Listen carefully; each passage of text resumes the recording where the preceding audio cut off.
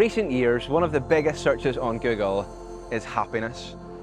Millions search for happiness online every day.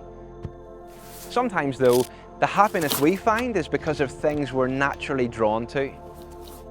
But happiness is also found in the unexpected, like friendship with someone you didn't think you'd get on with, or an experience you thought would be horrific, which is actually great fun. Bungee jump, anyone? 2, 1,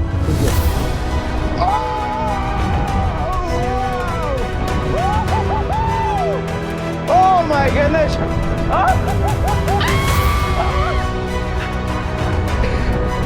Oh, that is the weirdest feeling! Oh wow! Yay! Brilliant. We all want to be happy, and that desire influences everything. What career we want to have, where we travel to in the world, the stuff we buy. Some of us will spend a lifetime and a fortune trying to achieve this.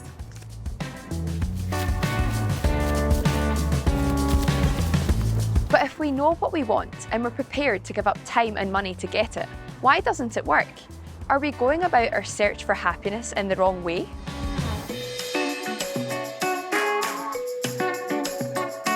C.S. Lewis, who wrote the Chronicles of Narnia and was a follower of Jesus, he once said, "We are half-hearted creatures, fooling about with drink and sex and ambition when infinite joy is on offer. Like an ignorant child who goes on making mud pies in a slum because he cannot imagine what is meant by the offer of a holiday at the sea. We are far too easily pleased." But what if it's not about searching for happiness in something, but searching for happiness in someone? What do you think? Let's find out.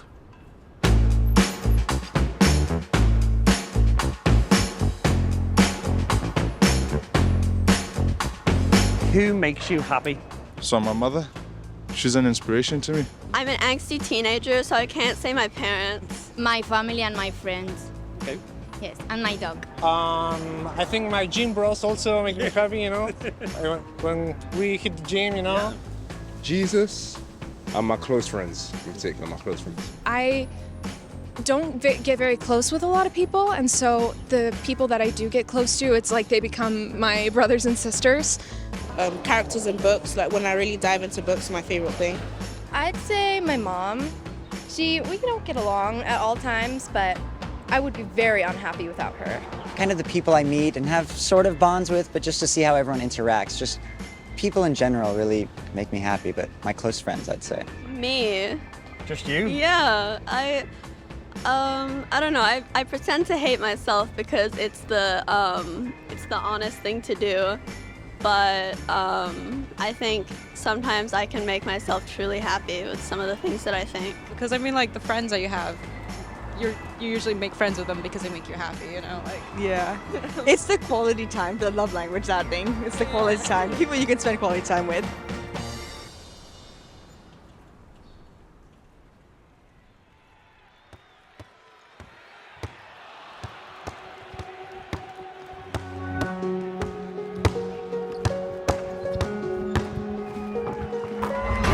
Ever since I was a kid, being on the basketball court was a place that I found happiness.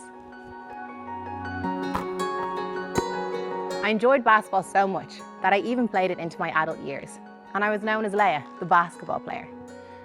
But even though it was a source of fun, and I got to represent my country, and I traveled to some pretty cool places all over the world, it was a fleeting sort of happiness. It wasn't until I realized that Jesus wanted to do everyday life with me that I discovered true happiness. Don't get me wrong, it's okay to be known as the basketball player, but being known as God's daughter has brought a joy that does not fade. Of all the places we might search for happiness, did you ever think that Jesus might be where we'd find it? Many of us don't search for happiness in Jesus because we don't think we'll find it in him. We assume he's a killjoy, old-fashioned, irrelevant. But many of us make these assumptions without ever really exploring the Bible for ourselves.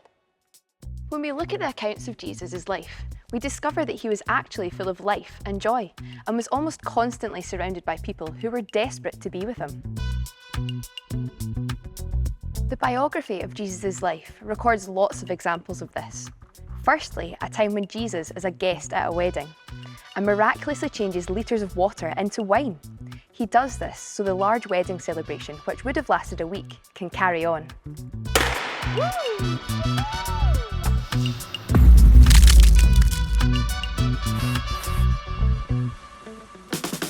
Another time, we see Jesus encounter a man with leprosy, a disease so contagious and feared, he was forced to live in total isolation from his friends and family.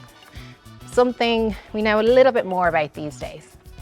Yet, with one touch, Jesus heals the man from a disease that was once incurable. His life is completely changed, not just physically. He's restored to the family he was once cut off from.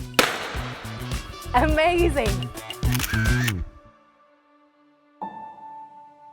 We also see Jesus completely reverse what many would believe to be the most irreversible event of all, death.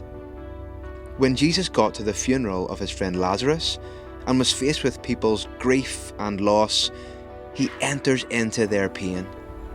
But all those fears are turned into shouts of joy when he asked Lazarus, who'd been dead for 4 days, to walk out of his tomb. Can you imagine the shock and celebration? As incredible as this story is, the truth is that Lazarus was still ultimately going to die, but it was a glimpse of an even greater event to come. You see, Jesus wants to give a new, joy-filled life to those who follow him, kind of like a fresh start. And this was achieved through his death and resurrection. The Bible explains this by saying that anyone who belongs to Christ has become a new person. The old life is gone, a new life has begun. And so the question is, could Jesus and the new life that he offers be worth investigating in your search for happiness?